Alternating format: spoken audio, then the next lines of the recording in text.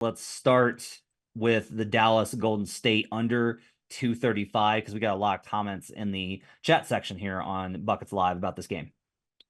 Yeah, so I think both of these teams are playing stellar defense right now. I think when you look at their season-long numbers, you're not getting the sample size that impacts the court team and the rotations that we're seeing. So Draymond missed a bunch of games, got ejected, 4 minutes into another game last week. With him back in the lineup, the defense has been stellar, and the Warriors are just okay playing two shooters and only two shooters. It has been pretty clear that they're willing to play with multiple non-shooters out there and kind of limit their floor spacing. They're just hopeful that Steph and Clay create enough gravity for everyone else. On the flip side of that, the Mavericks also shored up their rim protection when they brought in Daniel Gafford and PJ Washington. When you look at their defensive statistics from later season to the beginning of the season, especially recently, the Mavs defense has really shored up because Lively would often get in foul trouble, and then Kleber was injured. So they had no rim protection. Now you get 48 minutes of a guy who can set a hard screen and then run. Luka on offense likes to slow down the pace. He likes to use his size. He likes to read the half court sets. So I think this presents for a nice under opportunity. I'd probably even going to be looking to fade Klay Thompson in a points prop as well. I heard today from an analytics person that Daniel Gafford's rim protection numbers on the advanced stuff is like through the roof, that they are phenomenal, that like Gafford is killing it in terms of the rim protection, which that matches the eye test. I'm still just really curious about whether or not this team is actually playoff viable defensively. If they are, it makes a huge difference. It was funny because I said, like, I tried pointing out, like the Mavericks fans were touting their defense, and I was like, well, I mean, you're still 18th since All-Star. And then a fan said to me, well, yeah, but if you take out their losing streak, then they're eighth.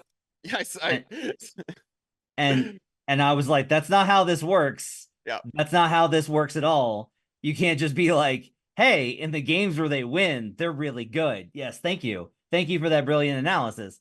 But I do think that you're probably I think that there's enough signal defensively to believe that they are going to be able to be at least competitive, especially the fact that the Warriors offense sometimes it does look like it dies. One of the things I'm really curious about on the side on this one, and maybe that could impact the total too, is just like the Warriors look so small at all times. Like they just look so over outmatched.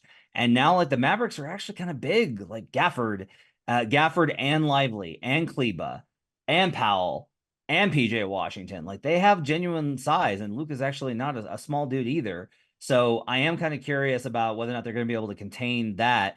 Do you have any thoughts kind of on Golden State's defensive sides trying to slow down the Mavericks onslaught? Is that for me or for Bryan? Sorry, That's for for me because you. it's I'm for asking my you to cap. defend your take.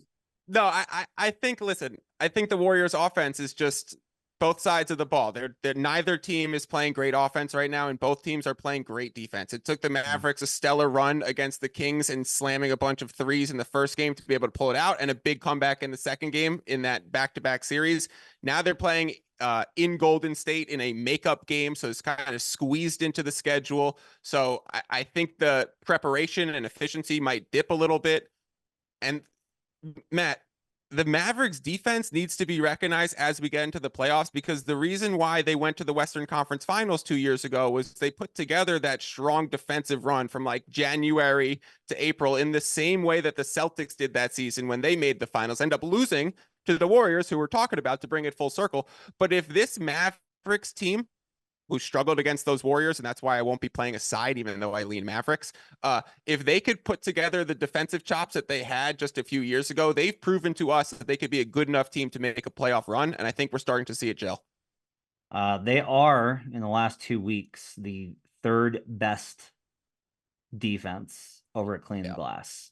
So they have put the work in and have been getting it done there. Mike in the comments is all over the Warriors here. He says, back on the Warriors of the sharp play tomorrow, but I would wait, fade the Mavs on their last game of a long road trip when their ladder on the market is the highest. Golden State gets it done at home. He says, I would wait on that play, though, because the public will back Dallas, given Golden State's home record this year, and you might get a pick 'em by tip-off. I don't think he's wrong here in that that I do think the market's probably at a peak with Dallas. My problem is like on a power rating standpoint, I can't get anywhere close to this number just because my numbers are like not impressed with Golden State. Like they're just very much like I do not care about Golden State. I still have this as Mavs favored on the road. So I can't get to any sort of spot where I can back them. I might put in a half play here on the Mavericks just because basically backing the Warrior or fading the Warriors mystique has been profitable for me this season. So I might get back in on that. But I do think I think it's gonna be a really fascinating game. Obviously huge for both teams as the Mavericks try and shore up the 5 spot. I don't know why they want the 5 spot. I would not want the Clippers. I understand the Clippers have not looked good for the last month. Don't want them either. Luka What? wants them. The Clippers don't want them either. No, Luka everyone wants says all the that. smoke. I think that they don't want to see him just because, like, yes, Luka's a pain, but I am kind of like they did beat them twice. But Like, if you're the Clippers, I think you'd rather play New Orleans.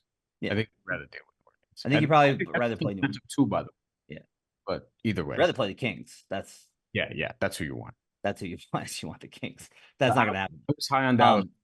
And I will say, with the fact that the Nuggets lost a tiebreaker and are very likely to end up third, fifth does look a hell of a lot better than sixth. You don't want to be on the Nuggets side of the bracket. You want to be on the other side of it. So.